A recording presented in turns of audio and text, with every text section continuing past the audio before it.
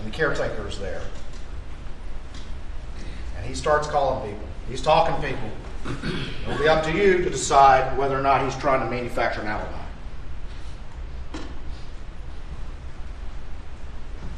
He comes, he gets there to Alameda. You'll hear evidence about whether or not that was usual. You'll hear evidence about how he was acting when he got there. And he's only there for 20 minutes because he's back underway at 9:44. And he makes more phone calls on the way back. Calling friends, calling people who will answer. It'll be up to you to decide whether he's trying to create an alibi. And he gets back to Moselle at 10:01, and he calls 911 at 10:06.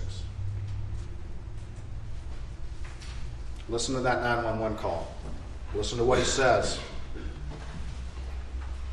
Listen to what explanations he may offer. You're going to hear that 911 call, but you're also going to see the body-worn camera of the officers who arrived at the scene. The video camera they wear so that it records what they're doing. And you're going to see what he did to Maggie and Paul. It's going to be gruesome. There's no other way around it. It's what he did. You're going to see crime scene photographs. You're going to see the traumatic injuries that were suffered. You're going to hear from a pathologist, a doctor who will examine the injuries. It's going to be gruesome. There's no other way around it.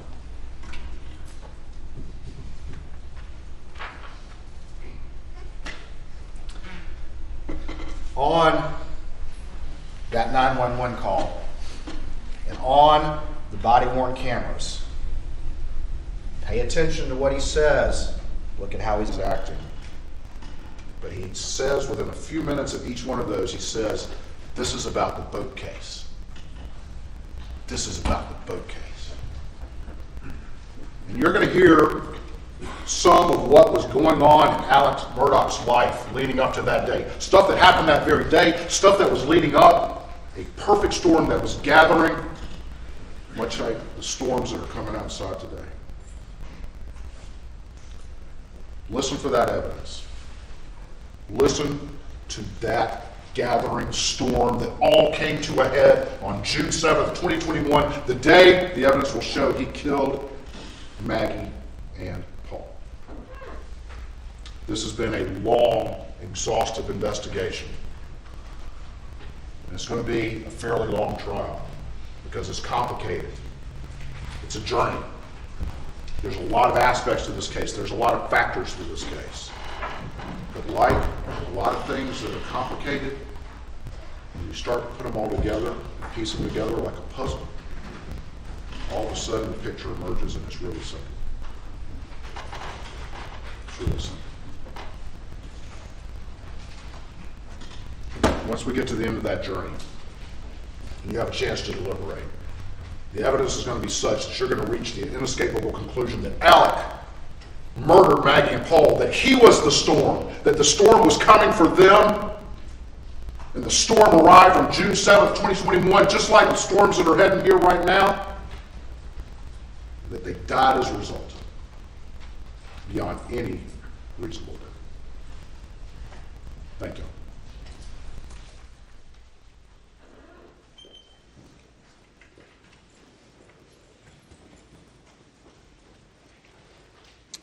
For the defense. Please report, Your Honor. Yes, sir.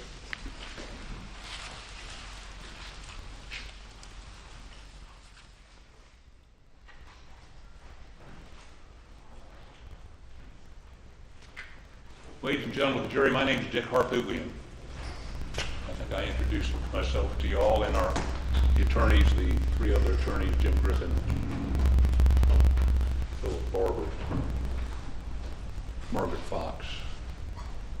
It is our honor to represent Alec Murdaugh, or Murdaugh, depending on how you pronounce it.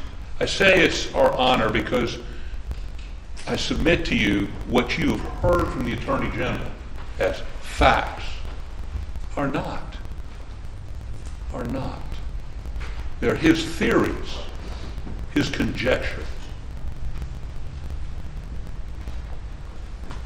Now stand up. This is Alec Murdaugh.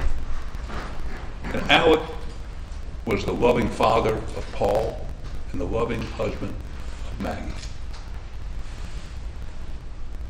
You're not going to hear a single witness say that their relationship, Maggie and Alex's relationship, were anything other than loving. You're going to hear about how they went to a baseball game the weekend before. You're going to hear about their relationship. You're going to see texts and emails indicating a loving relationship.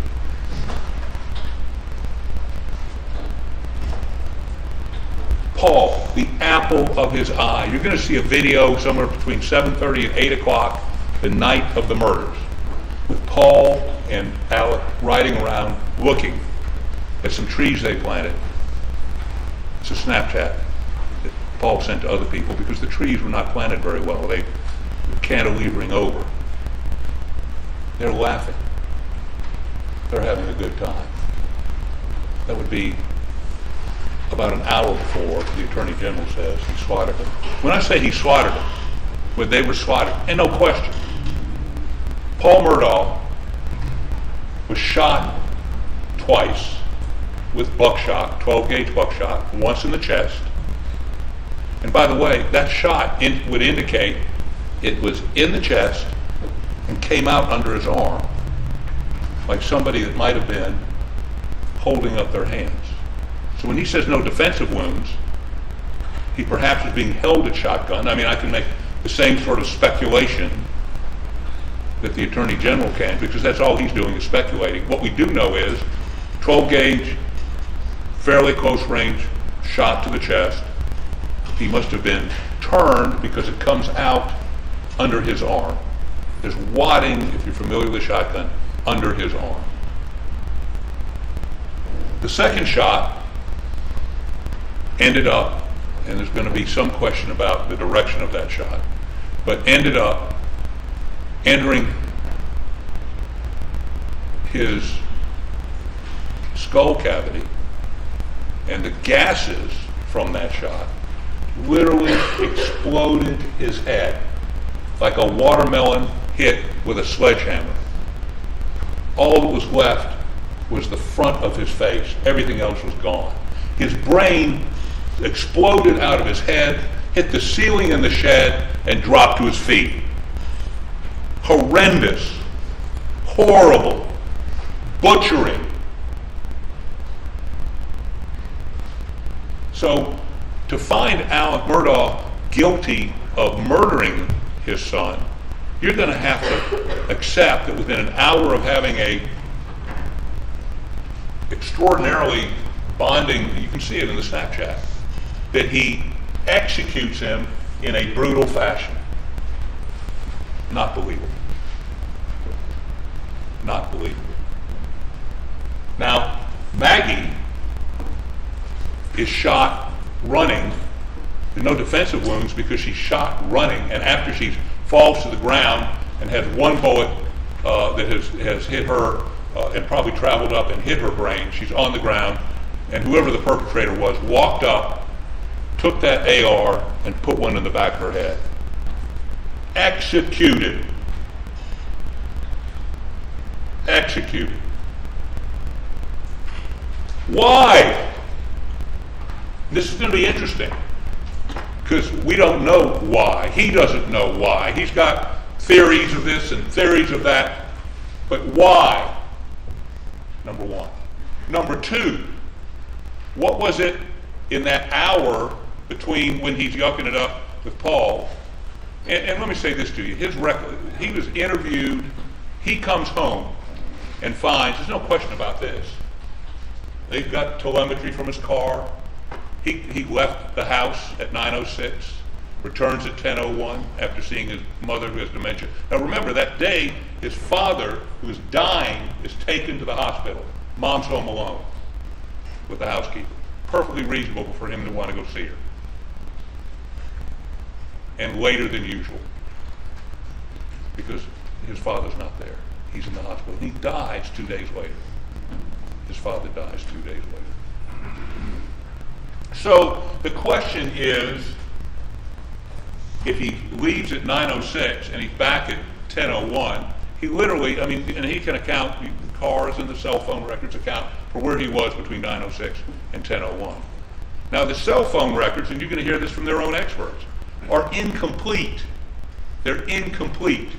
And word submit, one of the reasons they're incomplete, and by the way, how do they find Maggie's phone? Maggie's phone was thrown out on the side of the road about a quarter of a mile away from, a little bit more, maybe a half a mile, from the Moselle property, thrown out on the side of the road. They found it by using Find My iPhone.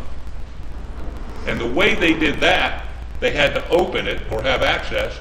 Who gave them the code to open the phone? Al Murdaugh. And it's not destroyed, it's just thrown on the side of the phone. What you're also going to see is that Alec Murdaugh was calling that phone at 9:06. As he leaves the house, he did call her twice and texted her. And we also know that at 9:06, as he cranks his car, as the cell phone records show that, as the telemetry data shows the cell phone linking up with the car, that phone is being thrown on the side of the road almost a half a mile away. Now that is Houdini. That is magic. That is inexplicable. Now, I was making notes while the Attorney General was talking. But let me tell you what is more believable.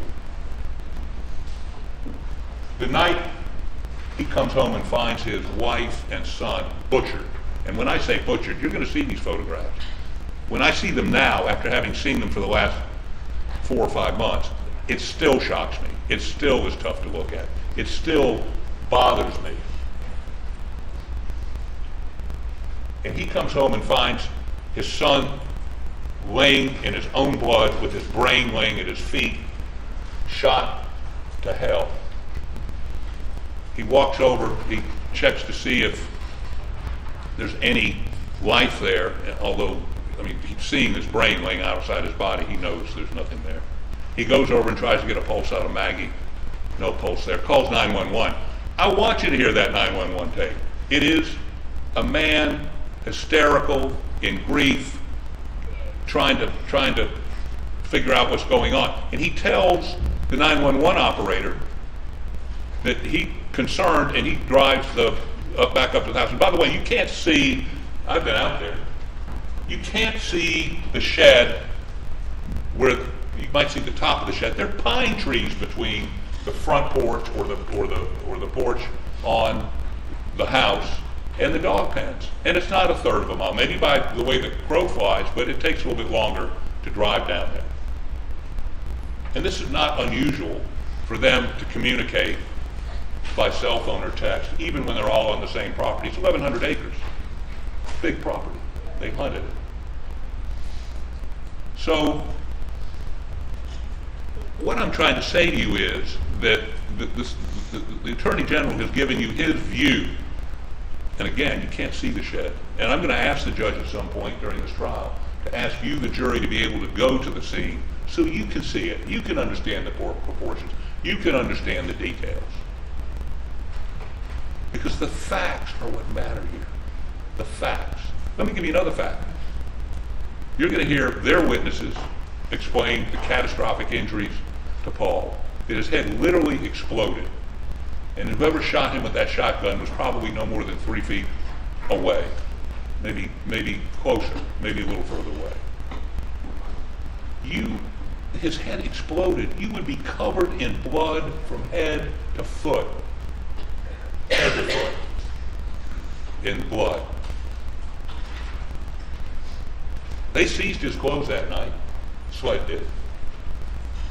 And they well, first of all, you're going to see in the videos from the officers that arrived that night, there's no blood on him. They didn't find any blood on him. SLED's testing indicated 12 different places on his shirt and pants, no human blood detected. Period. Okay? You'll see pictures, white t-shirt, no blood on it. Those are facts. Those aren't theories. Those are facts.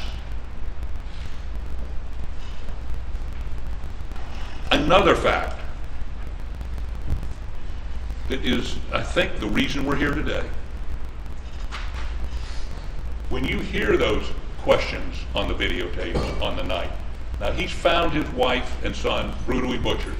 You can hear on the 911 tape, he is hysterical. He comes in and out. It's consistent. If any of you have ever, you got to use your experience as part of this deliberation process.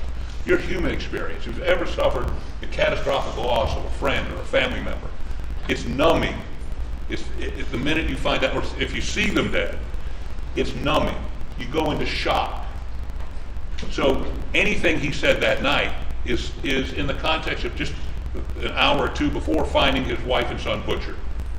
He drove back up to the house while he was on 911 saying, I got to get a gun, that whoever did this might be out there. And he gets a gun. What's fascinating about that is he gets a 12 gauge shotgun and he grabs some shells. These people hunt a lot. They have guns everywhere. He grabs some shells. He puts a 16 gauge, a 12 gauge, grabs a 12 gauge shotgun, put a 12 gauge buckshot in, and then he put a 16 gauge buckshot in. That's how shook up he was. Guy hunted all his life, and he put a shell in that you couldn't fire a 16 gauge from a 12 gauge. Makes no sense. He was traumatized.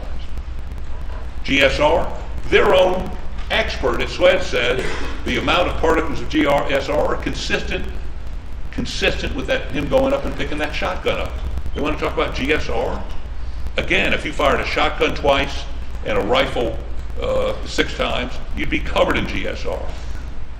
Those are the facts. That's not his theory. The facts. Now let's talk a little bit about these ARs. Again, you're going to hear testimony. A lot of guns. They had a gun room. I don't live in Calhoun County. I live in downtown Columbia. Ain't no gun rooms in downtown Columbia. But apparently if you live on 1,100 acres and you hunt deer, you hunt whatever they were planting those sunflowers for, quail, again, big hunting. You have a lot of guns. The truth is, in 2017, and you'll hear the testimony, that Alec bought 2 Blackouts, one for Paul and one for Buster, his other son, who's sitting out in the audience. And Paul had his stolen.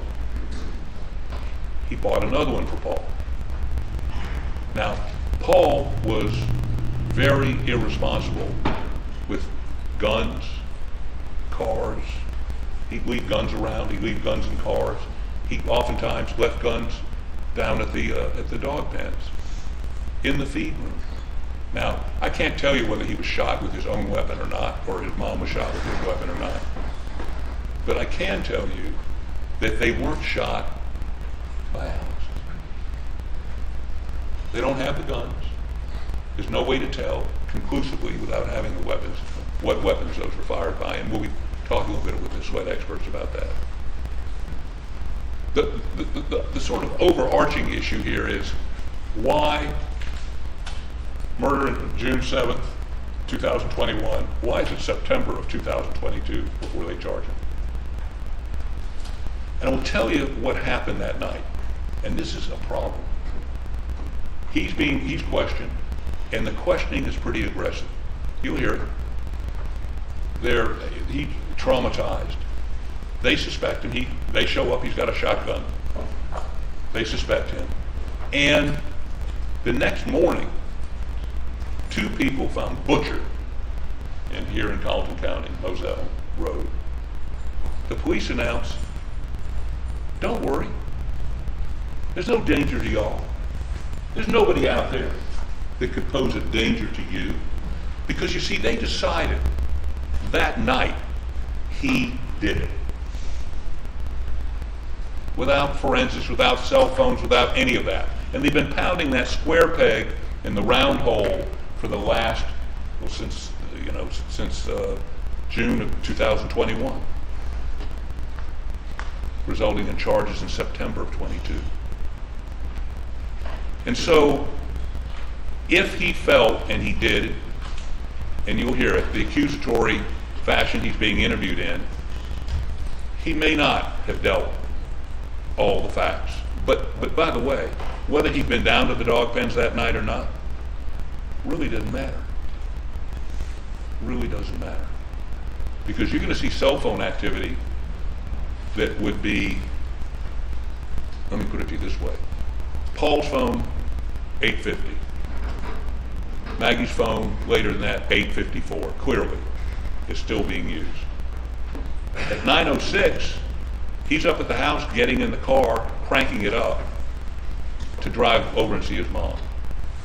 He says, a few hundred yards away, it's a little bit further than that. But the point of the matter is, he would have had to have executed both of them, got back up to the house, got the bloody clothes off, and by the way, they seized his clothes from that night. They'd never searched his house for any other clothes that we know of, although that night he gave permission and they got a search warrant. Go to my house, go look through everything. Where are the bloody clothes? Where are the bloody clothes? And of course, I would tell you that they've woven this story together because they want everything to be consistent. What's important about that is the judge, and by the way, there's no eyewitness. There's no forensics tying him to the murder. When I say forensics, fingerprints, blood, whatever, tying him to shooting anybody that night. The cell phone records would indicate he would have had less than 10 minutes to kill him, get up to the house, get in the car and crank it up. He'd be covered in blood. Now, if they think he was beginning to establish an alibi, there's no evidence of that. The evidence is consistent with him seeing them earlier at the dog pen. And by the way, that audio they have of him and Maggie, they were talking about one of the dogs killing a chicken. And they were debating whether it was a guinea hen or a chicken. No animosity. Very normal discussion. Paul's very happy. And we know that Paul, after that, is texting back and forth with a girl about going to the movies. Nobody's down there threatening him. Daddy's not pulling out a shotgun and killing him. For, 10 minutes after that, he's texting this girl. So, big question. One shooter or two? Two guns, shotgun and an AR. And by the way, Maggie has no defensive wounds because she's running. What's she running from? And could you shoot? Typically she had a little shed right, probably 150 feet from the feed room on the other side of the wall. Perhaps she heard the shotgun blast and came around and saw somebody or two people, and whoever it was opened up. Was there enough time to kill Paul and then find the AR and then ambush Maggie? Much more likely there were two people, but again, we don't have to prove anything. Let me sort of share the framework in which you should examine this. You have agreed to follow the law, and here's the law. Here is the law. He didn't do it. He is presumed innocent. As you sit there right now, when you look at him, you have to believe he is innocent. He didn't do it. Now, let me tell you, that's so difficult to do. I get it.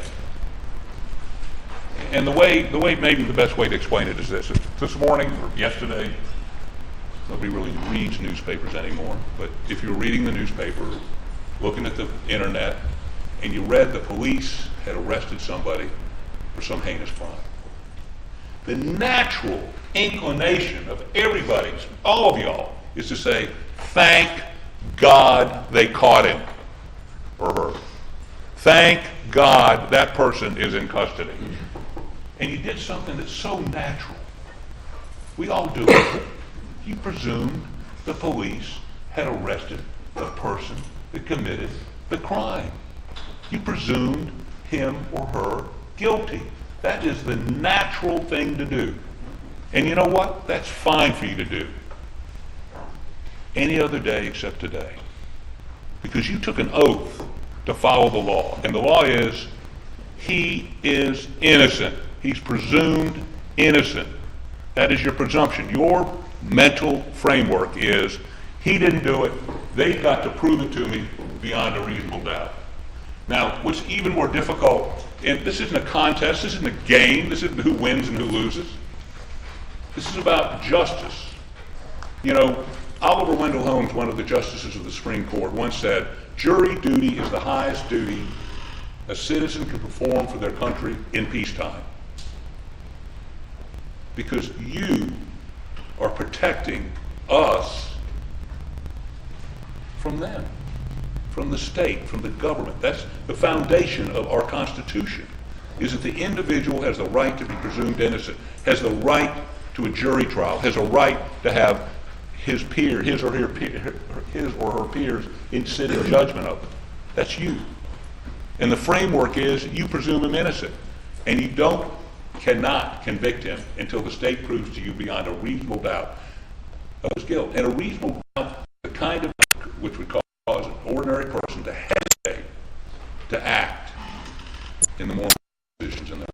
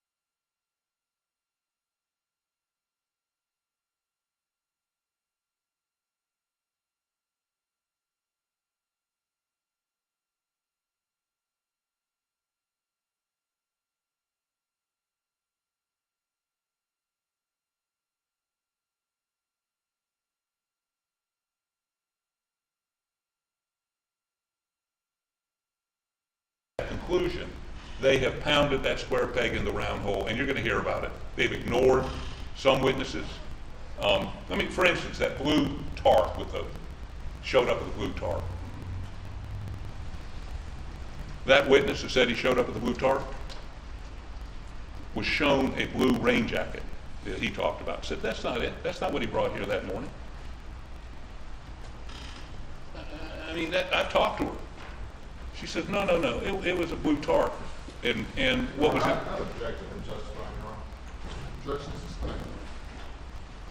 I would indicate, Objection is sustained. You may proceed. I would tell you that the testimony you're going to hear is inconsistent with the Attorney General's represented to you, based on interviews done by people other than me. So, what I'm telling you is this, that as you sit here and listen,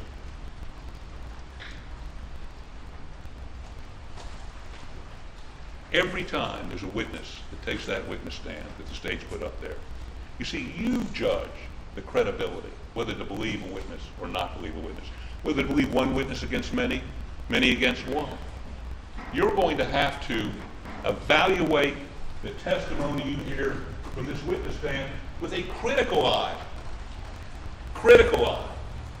If you've got uncontested scientific evidence, you accept it. I've got no problem with that. These cell phone records he keeps talking about, I would say to you, are not necessarily accurate to the extent they're lying. I will also tell you that there's going to be a bunch of people, and that have been promised something or threatened with something, that may take the witness stand and say something, but I tell you what they're not going to say. They're not going to say they saw him kill him. They're not going to say that they were involved in it. They're not going to say anything that would give you a comfort level in their testimony.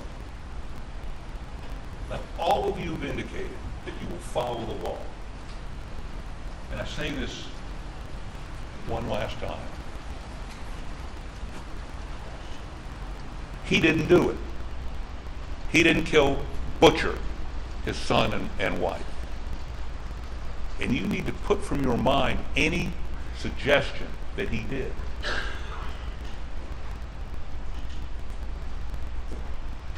You've been picked because you said you could be fair.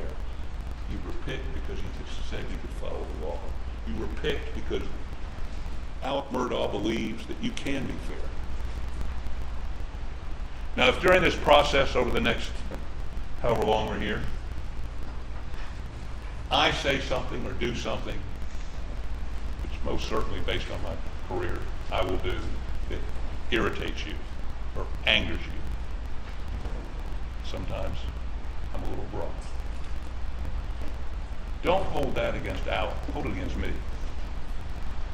If I say something that offends you in some way, don't hold that against Alec, hold it against me. Remember, as you sit there right now, in your mind, he didn't do it. He is innocent. He would require a verdict of not guilty from you. That's the law. That's your oath. Thank you.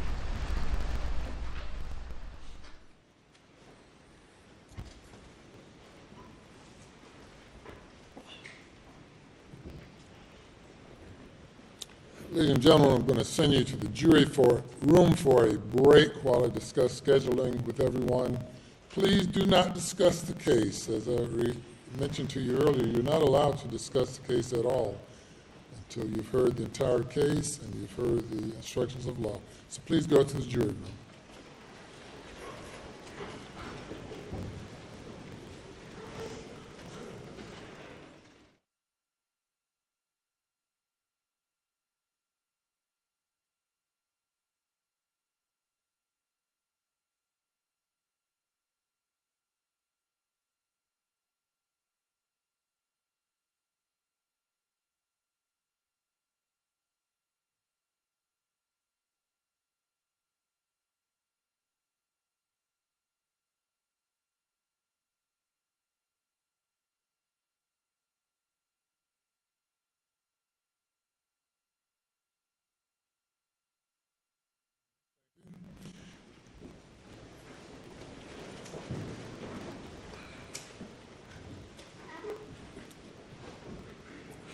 For scheduling, do you have a witness you want to call today? Your Honor, I think as we have talked to your law clerk, we do have a witness. Unfortunately, that witness, the main point of that witness would be the body-worn camera, as he is a first responder that arrived at the scene. Unfortunately, the audio does not appear to be working, so I'm informed, despite efforts of courtroom staff and even our IT folks to try to get it going. I've been also told that the company that installed this for the court is not here, and they've been able to do this. So unfortunately, given the lateness of the hour, which I don't think we could finish him anyway because the video in and of itself is fairly long. 9:30 tomorrow morning, and they still haven't done whatever you just said. I will personally come up with a solution to present evidence to this jury, but I think, I don't even think we could really get him done today anyway if we started, because even the body worn itself is 20, 30 minutes long, depending on which exhibit we put in. Your Honor, I think this is wise because even if we started right now, I don't think he could get the whole video played. And I'm going to ask, and I'll tell the Attorney General now, we're going to ask him to play the whole video for completeness rather than picking out little excerpts. So that may take 45 minutes. Any objection to that? We had prepared excerpts. There's a lot of discussion of law enforcement as they're arriving at the scene, and I have theories, but if he wants to play the whole thing, I'm fine with that. That settles that. Okay. If you bring the jury, I'm going to excuse them to 9:30, if they're ready to come in. A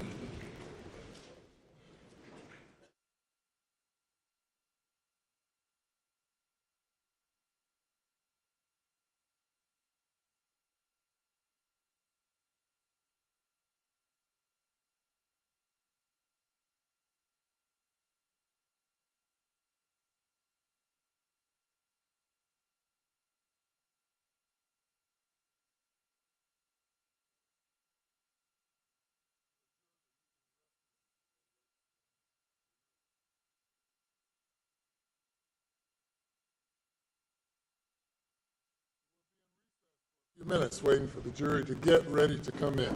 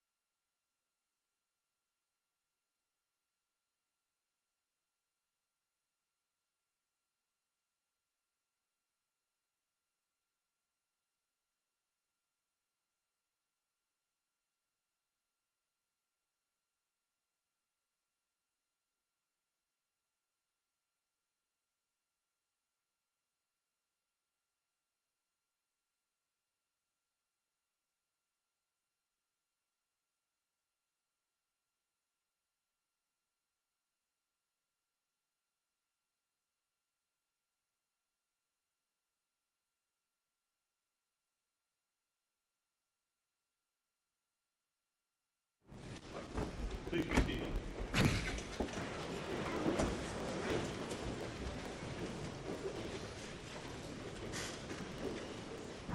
You can bring the jury in.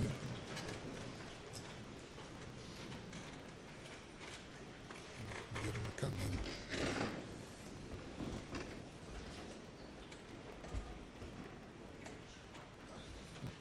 It's 18 people.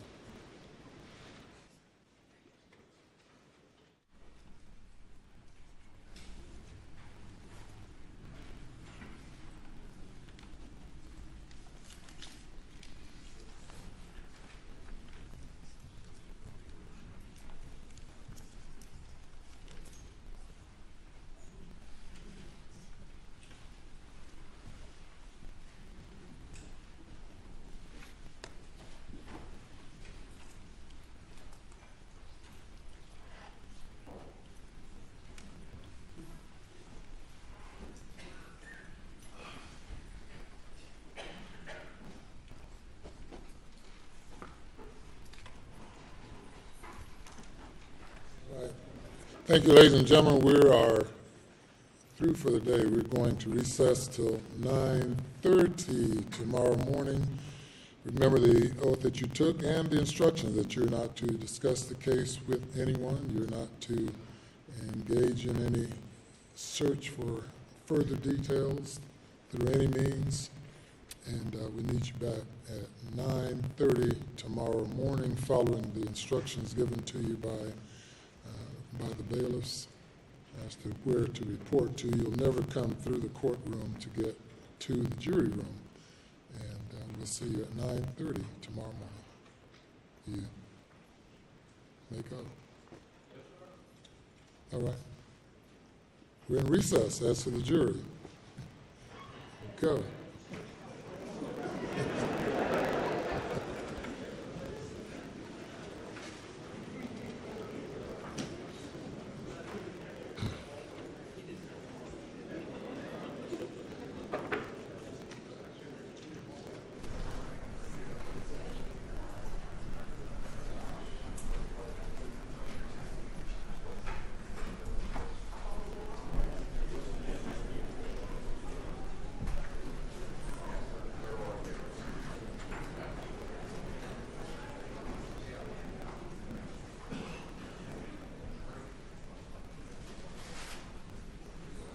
If everyone will be seated. Just a couple of things with regard to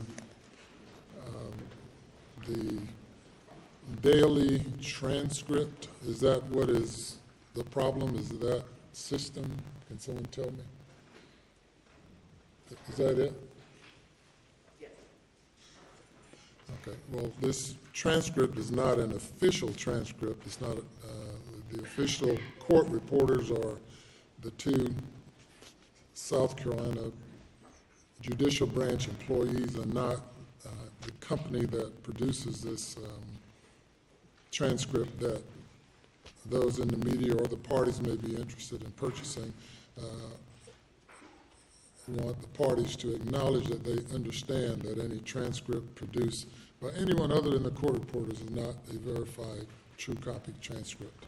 Your Honor, we understand that. Absolutely. Both of us, though, have a concern that this microphone, and we've expressed,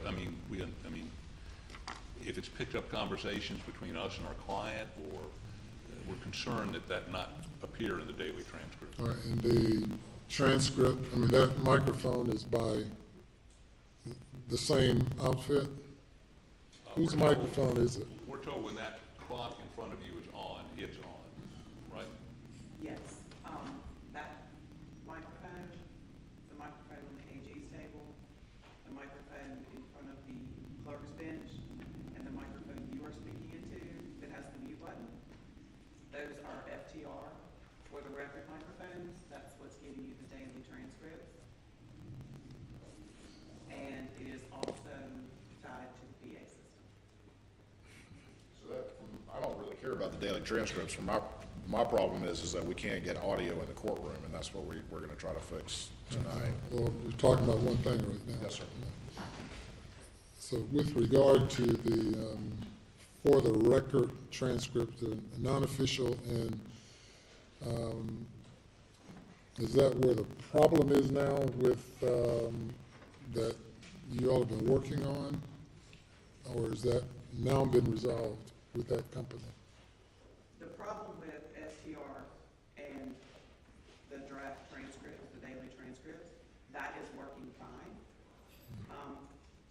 When we had to move some of the equipment around earlier, it messed up some of the wiring. For the audio? Yes, sir. All right. And is that what you're working on, said you'll be working on overnight or We're something? gonna, yes, sir, we're gonna come up with a solution that's independent of any of the court-provided facilities, and we'll come up with something. I'll go home and get a guitar amplifier if I need to. But yeah, we'll get something done.